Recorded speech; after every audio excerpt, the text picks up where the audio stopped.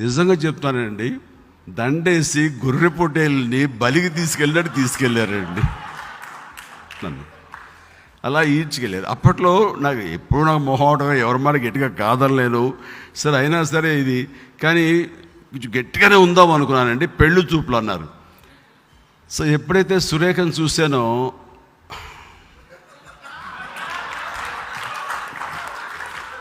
ఏంటి కొంచెం ఏంటి అందామా అందామా అనేది స్టార్ట్ అయింది. మళ్ళీ ఇంకోసారి ఏదో టీకి ఇంటికి రా బాబు అన్నారు.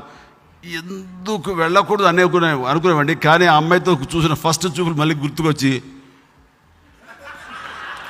ఇంకోసారి చూద్దాంలే అని చూసేసరికి ఈసారి కాఫీ పెట్టింది ఎవరో తెలుసా?